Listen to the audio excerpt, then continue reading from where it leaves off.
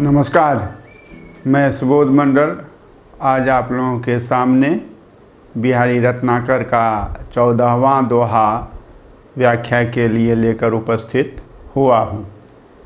बिहारी रत्नाकर का 14वां दोहा इस प्रकार है। खरी पातरी कान की कौन बहाऊ बानी, आग कली ना रली करे, अली अली जिय जानी। यह है, पहले शब्दार्थ को देख लें, कुछ शब्दों के अर्थ को देख लें।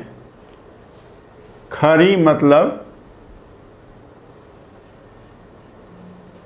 बहुत, अत्यंत, बड़ी, और यह जो है पातरी का विशेषण है। खरी मतलब बहुत, बड़ी, अत्यंत, बहुत अधिक। पातरी मतलब पतली। कान की,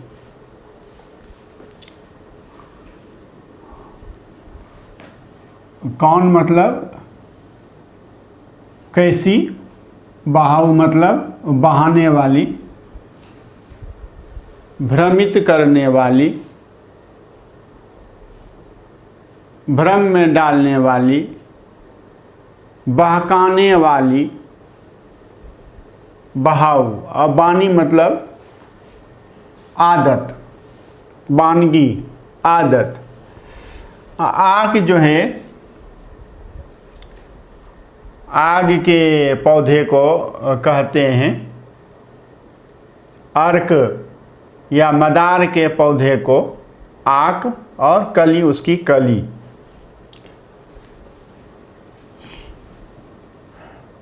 रली मतलब रमण, विहार। रली मतलब रमण, विहार। और इस अली का अर्थ है भ्रमर, और इस अली का अर्थ है सखी।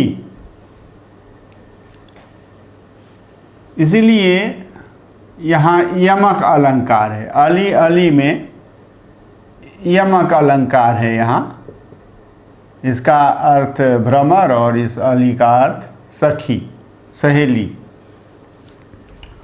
जिय मतलब चित्त, हृदय, मन, जानी, जानो। यह है। नायिका जो है वह मध्या है, मध्या नायिका है, और अपने प्रिय के विषय में सुनती है कि उसका प्रिय जो है किसी दूसरी स्त्री से प्रेम करता है। तो यह सुनकर वह नायिका मान करती है, और नायिका की सखी या सहेली उसको समझाती है।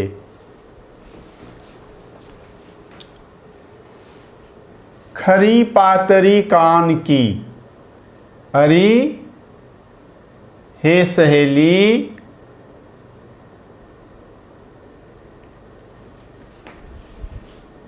हे अली, हे सखी, हे सहेली, तुम जो है कान की बड़ी पतली है।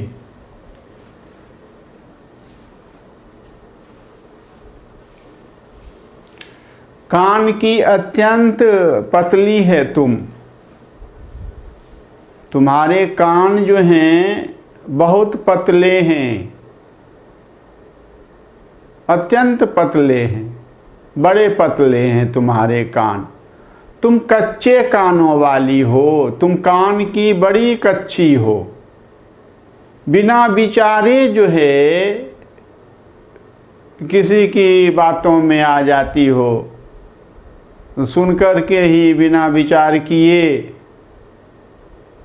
किसी की बात को सच मान लेती हो, उसकी बात पर विश्वास कर लेती हो, तो यह जो है सखी जो है नायिका को कहती है कि तुम जो हो कान की बड़ी पतली हो, और यह जो है वाणी आदत जो है तुम्हारी जो है आदत यह बहका देने वाली आदत है। कैसी कौन आदत है यह बहका देने वाली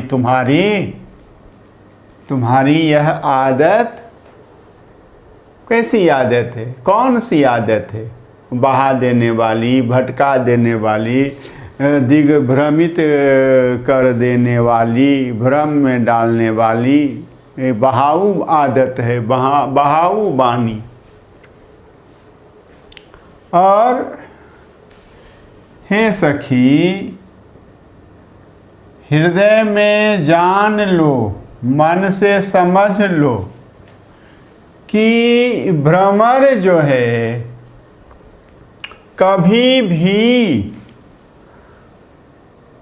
आग की कली में विहार नहीं करता है। आँख कली ना रली करे, आग की कली के साथ विहार नहीं करता है भ्रमर। भ्रमर जो है कभी भी मदार की कली, अर्क की कली में रमण नहीं करता है, उसके संग विहार नहीं करता है। हे सखी, हृदय में यह जान लो, क्योंकि भ्रमर जो है जब भी रमण करेगा, विहार करेगा, तो पुष्पित और सुगंधित खूबसूरत फूलों के साथ जो है रमण करेगा, विहार करेगा, और आग की कलियों के साथ वह कभी विहार नहीं करेगा। यह ध्यान में रखना कि तुम्हारा प्रिय जो है वह भ्रमर के समान उत्तम रसिक जीव है, प्राणी है, सुरुचि से संपन्न है, और तुझ जैसी सुंदर नायिका को छोड़कर वह दूसरी तीसरी नायिका के पास बिल्कुल प्रेम संबंध के लिए नहीं जाएगा। यह विश्वास दिलाती है, समझाती है सखी, ताकि वह मध्या नायिका जो है मान नहीं करे, प्रिय से रूठे नहीं। तो यह है, हे सखी,